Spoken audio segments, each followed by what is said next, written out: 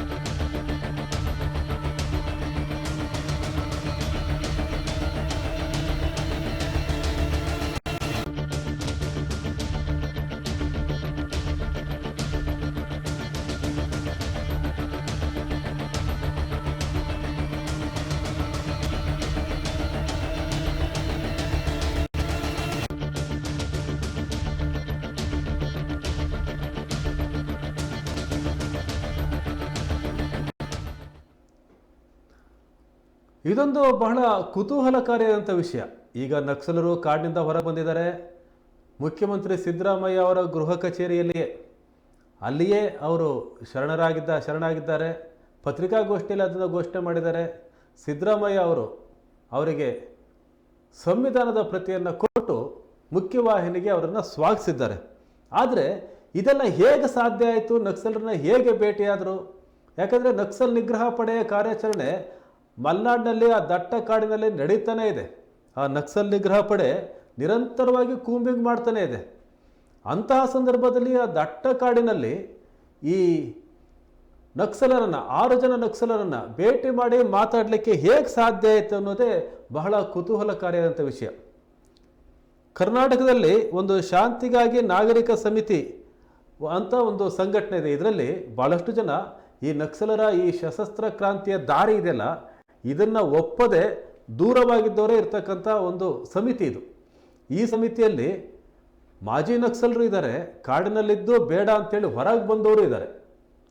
ಈ ಸಮಿತಿ ಏನು ಮಾಡ್ತು, ವಿಕ್ರಮ್ಗೌಡ ಎನ್ಕೌಂಟರ್ ಆದ ನಂತರ ಈ ನಕ್ಸಲರನ್ನು ಸಂಪರ್ಕಿಸೋಕೆ ತೀವ್ರವಾದ ಪ್ರಯತ್ನ ಮಾಡ್ತು. ಅದಕ್ಕಿಂತ ಮುಂಚಿನ ಪ್ರಯತ್ನ ನಡೀತಾ ಇತ್ತು. ಆದರೆ ವಿಕ್ರಮ್ಗೌಡ ಹತ್ಯೆಯಾದ ನಂತರ ಅವರನ್ನು ಸಂಪರ್ಕ ಮಾಡ್ತಕ್ಕಂಥ ಪ್ರಯತ್ನವನ್ನು ಮಾಡ್ತು ಈ ಶಾಂತಿಗಾಗಿ ನಾಗರಿಕ ವೇದಿಕೆ ಸಮಿತಿ. ಇನ್ನೊಂದು ಕಡೆ ಸರ್ಕಾರ ನಕ್ಸಲರ ಪುನರ್ವಸತಿಗಾಗಿಯೂ ಸಹ ಒಂದು ಸಮಿತಿಯನ್ನು ರಚನೆ ಮಾಡಿತ್ತು. ಆ ಸಮಿತಿಯಲ್ಲಿ ಬಂಜಗೆರೆ ಜಯಪ್ರಕಾಶ್, ಶ್ರೀಪಾಲ್, ಪಾರ್ವತೇಶ್ ಇದ್ದರು. ಇನ್ನು ಶಾಂತಿಗಾಗಿ ನಾಗರಿಕ ಸಮಿತಿನಲ್ಲಿ ನೂರ್ ಶ್ರೀಧರ್, BT ಲಲಿತಾ ನಾಯಕ್ ಸೇರಿದಂತೆ ನಗರಗೆರೆ ರಮೇಶ್, ಹೀಗೆ ಹಲವರು ಆ ಸಮಿತಿಯಲ್ಲಿದ್ದರು. ಕೊನೆಗೆ ನಕ್ಸಲರು ಇವರ ಸಂಪರ್ಕಕ್ಕೆ ಬರ್ತಾರೆ. ಇವರ ಸಂಪರ್ಕಕ್ಕೆ ಬಂದು ಶಾಂತಿಗಾಗಿ ನಾಗರಿಕ ವೇದಿಕೆ ಅವರ ಸಂಪರ್ಕ ಸಾಧ್ಯ ಆಗುತ್ತೆ ಅವರಿಗೆ. ಆದರೆ ನಕ್ಸಲರ ಜೊತೆ ಚರ್ಚೆ ಮಾಡಬೇಕು ಅಂತ ಅಂದಾಗ ಹೇಗೆ ಚರ್ಚೆ ಮಾಡೋದು? ಕಾಡಿನೊಳಗೆ ಅವ್ರನ್ನ ಸಂಪರ್ಕ ಮಾಡೋದು ಹೇಗೆ? ಅವರು ಕಾಡಿನಿಂದ ಹೊರಗೆ ಬರೋದು ಹೇಗೆ?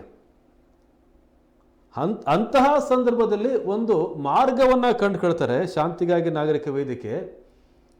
ಈ ನಕ್ಸಲರನ್ನ ಮಾತಾಡ್ಲಿಕ್ಕಾಗಿಯೇ ಒಂದು ಜಾಗ ಬೇಕಿತ್ತು, ಒಂದು ಸುರಕ್ಷಿತವಾದ ಒಂದು ಜಾಗ ಬೇಕಿತ್ತು. ಆ ಜಾಗ ಯಾವುದು ಅಂತಂದರೆ ಶೃಂಗೇರಿ ತಾಲೂಕಿನ ಅಂಚಿನಲ್ಲಿರ್ತಕ್ಕಂಥ ಹಾಗಲಗಂಚಿ ಗ್ರಾಮ.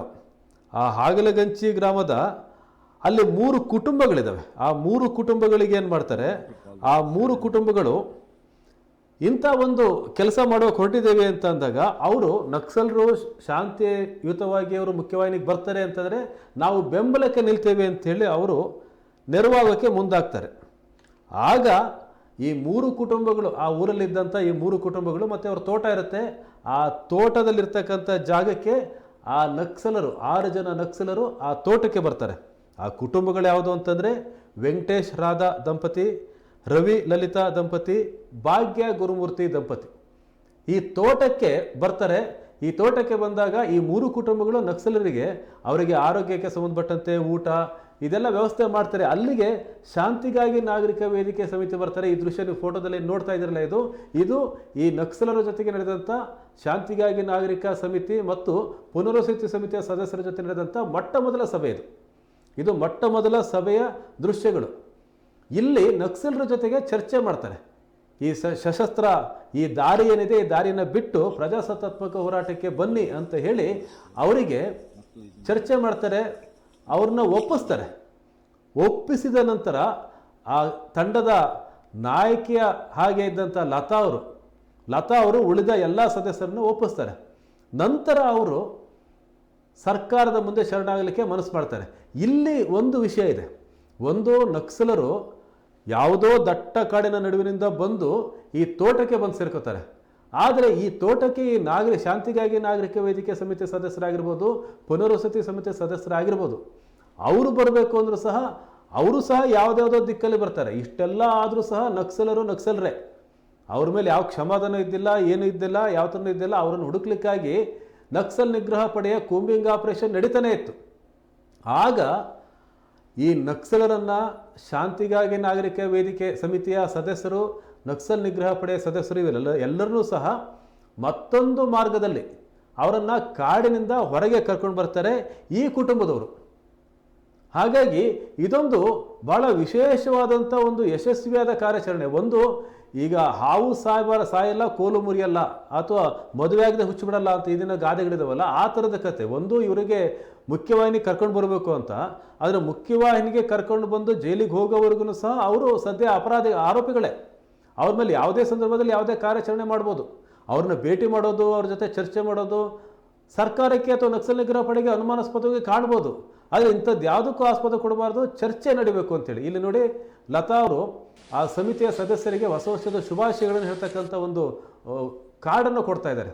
ಕೊನೆಗೆ ಅವರೆಲ್ಲರನ್ನೂ ಸಹ ಕರ್ಕೊಂಡು ಬರ್ತಾರೆ. ನೀವು ಈ ಫೋಟೋದಲ್ಲಿ ನೋಡ್ಬೋದು. ಆ 3 ಕುಟುಂಬದ ಸದಸ್ಯರೇನಿದ್ದಾರೆ, ಆ 3 ಕುಟುಂಬದ ಸದಸ್ಯರು ಈ ಕಾರ್ಯಾಚರಣೆಗೆ ಒಂದು ದೊಡ್ಡ ನೆರವನ್ನು ನೀಡಿದಂಥವ್ರು. ಈಗ ಅವರನ್ನು ಕಾಡಿನಿಂದ ಹೊರಗೆ ಕರ್ಕೊಂಡು ಬಂದು ಯಶಸ್ವಿಯಾಗಿ, ಅದಕ್ಕಿಂತ ಮುಂಚೆ ನಕ್ಸಲ್ ನಿಗ್ರಹ ಸಮಿತಿ, ನಕ್ಸಲ್ ಪುನರ್ವಸತಿ ಸಮಿತಿ ಇದೆಲ್ಲ, ಇವರು ಚಿಕ್ಕಮಗಳೂರು ಜಿಲ್ಲಾಡಳಿತದ ಜೊತೆ ಮಾತಾಡ್ತಾರೆ, ಅಧಿಕಾರಿಗಳ ಜೊತೆ, ಜಿಲ್ಲಾಧಿಕಾರಿಗಳ ಜೊತೆ, SP ಅವ್ರ ಜೊತೆ ಮಾತಾಡ್ತಾರೆ. ಅಲ್ಲಿ ಶ್ರೀಪಾಲ್ ಕಾಣ್ತಾ ಇದ್ದಾರೆ, ನಮಗೆ ನೂರ್ ಶ್ರೀಧರ್ ಕಾಣ್ತಾ ಇದ್ದಾರೆ, ನಗರಗೆರೆ ರಮೇಶ್ ಕಾಣ್ತಾ ಇದ್ದಾರೆ ಈ ಚರ್ಚೆನಲ್ಲಿ. ಜೊತೆಗೆ ಆ ನಕ್ಸಲ್ರೇ ಇದ್ದಂಥ ಜಿಶಾ ಆಗಿರ್ಬೋದು, ವಸಂತ ಆಗಿರ್ಬೋದು, ಸುಂದರಿ ಆಗಿರ್ಬೋದು, ಲತಾ ಆಗಿರ್ಬೋದು, ಅರೋಳಿ ಆಗಿರ್ಬೋದು, ಇವರೆಲ್ಲರೂ ನಿಮಗೆ ಅಲ್ಲಿ ಆ ದೃಶ್ಯದಲ್ಲೇ ಕಾಣ್ತಾ ಇದ್ದಾರೆ. ಅವರು ಇಲ್ಲಿ ಚರ್ಚೆ ಮಾಡ್ತಾ ಇದ್ದಾರೆ. ನಂತರ SP ಮತ್ತು DC ಅವ್ರ ಜೊತೆ ಚರ್ಚೆ ಮಾಡಿ ಚಿಕ್ಕಮಗಳೂರಿನಲ್ಲಿ ಅವರ ಶರಣಾಗತಿಗೆ ಒಂದು ವ್ಯವಸ್ಥೆಯನ್ನು ಮಾಡ್ತಾರೆ. ಆದರೆ ಮುಖ್ಯಮಂತ್ರಿಗಳ ಎದುರಿಗೆ ಈ ಕೆಲಸ ಆಗಬೇಕು ಅಂತೇಳಿ ಬಯಸಿದ್ರಿಂದ ಮತ್ತೆ ಅವರೆಲ್ಲರೂ ಮಾರ್ಗ ಮಧ್ಯೆ ಬೆಂಗಳೂರು ಹತ್ರ ಸಾಕ್ತಾರೆ. ಬೆಂಗಳೂರಿಗೆ ಹೋಗಿ ಅಲ್ಲಿ ಮುಖ್ಯಮಂತ್ರಿಗಳು ಅವರಿಗೆ ಹೂವನ್ನು ಕೊಟ್ಟು ಸ್ವಾಗತ ಮಾಡ್ತಾರೆ. ಜೊತೆಗೆ ಸಂವಿಧಾನದ ಒಂದು ಪುಸ್ತಕವನ್ನು ಅವರಿಗೆ ಕೊಡ್ತಾರೆ. ಉಪಮುಖ್ಯಮಂತ್ರಿ DK ಶಿವಕುಮಾರ್ ಅವರಿದ್ದಾರೆ, ಗೃಹ ಸಚಿವರಾದಂಥ ಪರಮೇಶ್ವರ್ ಇದ್ದಾರೆ, ಸಚಿವ ಈಶ್ವರ್ ಖಂಡ್ರೆ ಅವರಿದ್ದಾರೆ. ಇವರೆಲ್ಲರ ಸಮ್ಮುಖದಲ್ಲಿ ಶಾಂತಿಗಾಗಿ ನಾಗರಿಕ ಸಮಿತಿಯ ಸದಸ್ಯರು ಮತ್ತು ನಕ್ಸಲ್ ಪುನರ್ವಸತಿ ಸಮಿತಿಯ ಸದಸ್ಯರು ಇವರೆಲ್ಲರ ಸಮ್ಮುಖದಲ್ಲಿ ಆ 6 ಜನ ನಕ್ಸಲರು ಮುಖ್ಯವಾಹಿನಿಗೆ ಬರ್ತಾರೆ. ಸಂವಿಧಾನದ ಪ್ರತಿಯನ್ನು ಕೊಟ್ಟು ಅವರಿಗೆ ಮುಖ್ಯವಾಹಿನಿಗೆ ಕರೆದಂಥ ಈ ಪ್ರಸಂಗ ಏನಿದೆ ತುಂಬ ಸಾಂಕೇತಿಕ. ಇದು ಸಶಸ್ತ್ರ ಕ್ರಾಂತಿಯನ್ನು ಬಿಡಿ, ಭಾರತದ ಸಂವಿಧಾನವನ್ನು ಒಪ್ಪಿ ಪ್ರಜಾಸತ್ತಾತ್ಮಕವಾಗಿ ಹೋರಾಟವನ್ನು ಮಾಡಿ ನಿಮ್ಮ ಹಕ್ಕುಗಳನ್ನು ಕೇಳಿ ಅಂತೇಳಿ. ಇದಕ್ಕಿಂತ ಮುಂಚೆ ಮುಖ್ಯಮಂತ್ರಿಗಳು ಇವ್ರ ಜೊತೆ ಮಾತಾಡ್ತಾರೆ. ಈ ಸಂದರ್ಭದಲ್ಲಿ ಅವರು ಮನವಿಯನ್ನು ಸಲ್ಲಿಸ್ತಾರೆ. ಮನವಿ ಕೊಟ್ಟ ಮನವಿ ಏನಂದರೆ, ಯಾರು ನಕ್ಸಲರು ಈಗ ಹೊರಗೆ ಬಂದಿದ್ದಾರೆ ಇವರಿಗೆಲ್ರಿಗೂ ಸಹ ಅವರ ಕಾನೂನಿನ ಕೇಸ್ಗಳೇನಿದ್ದಾವೆ ಇವು ಆದಷ್ಟು ತ್ವರಿತವಾಗಿ ಇತ್ಯರ್ಥ ಆಗಬೇಕು, ಅದಕ್ಕೆ ತ್ವರಿತವಾಗಿ ಒಂದು ಕೋರ್ಟನ್ನು ಸ್ಥಾಪನೆ ಮಾಡಬೇಕು ಅಂತ, ಮತ್ತು ಭೂಮಿ ಹಕ್ಕು ಎಲ್ರಿಗೂ ಸಿಗಬೇಕು ಅಂತ, ಈಗಾಗಲೇ ಕಾಡಿನಲ್ಲಿ ಏನು ವಾಸ ಮಾಡ್ತಿದ್ದಾರೆ ಜನ ಅವ್ರನ್ನ ಒಕ್ಕಲೆಬ್ಬಿಸಬಾರ್ದು ಅಂತ, ಈ ರೀತಿಯಾದಂಥ ಬೇಡಿಕೆಗಳನ್ನೇ ನಕ್ಸಲರು ಮುಖ್ಯಮಂತ್ರಿಗಳ ಮುಂದೆ ಇಟ್ಟಿದ್ದು. ಎಲ್ಲವನ್ನೂ ಸಹಾನುಭೂತಿಯಿಂದ ಆಲಿಸಿದ್ದಾರೆ, ಮುಖ್ಯವಾಹಿನಿಗೆ ಕರೆದಿದ್ದಾರೆ. ಈಗ ಆ ಮುಖ್ಯವಾಹಿನಿಗೆ ಬಂದಂಥ ಅವರು ಗೃಹ ಕಚೇರಿಯಿಂದ ಹೊರಗೆ ಬರ್ತಾ ಇದ್ದಂತೆ ಅವ್ರನ್ನ ಚಿಕ್ಕಮಗಳೂರು ಪೊಲೀಸರು ಅರೆಸ್ಟ್ ಮಾಡಿ ಅವ್ರನ್ನ ಕರ್ಕೊಂಡು ಹೋಗ್ತಾರೆ. ಅವರು ಮುಂಡಗಾರ್ ಲತಾ ಆಗಿರ್ಬೋದು, ಜಿಶಾ ಆಗಿರ್ಬೋದು, ಅರೋಳಿ ಆಗಿರ್ಬೋದು, ಕುತ್ಲೂರು ಸುಂದ್ರಿ ಆಗಿರ್ಬೋದು, ವನಜಾಕ್ಷಿ ಆಗಿರ್ಬೋದು, ಇವರೆಲ್ಲರೂ ಸಹ ಈಗ ಮುಖ್ಯವಾಹಿನಿಗೆ ಬಂದಿದ್ದಾರೆ, ಹೊಸ ಬದುಕನ್ನು ಅರಸಿ ಬಂದಿದ್ದಾರೆ.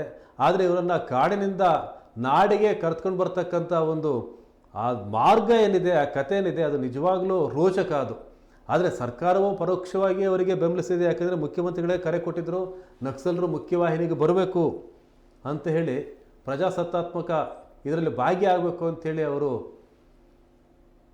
ಕರೆ ಕೊಟ್ಟಿದ್ದರು. ಇವೆಲ್ಲವೂ ಪೂರಕವಾಗಿ ಈಗ ಸಿದ್ದರಾಮಯ್ಯ ಅವರು ಮುಖ್ಯಮಂತ್ರಿ ಆಗಿದ್ದಂಥ ಅವಧಿಯಲ್ಲಿ ಕರ್ನಾಟಕ ನಕ್ಸಲ್ ಮುಕ್ತ ರಾಜ್ಯ ಆಗಿದೆ.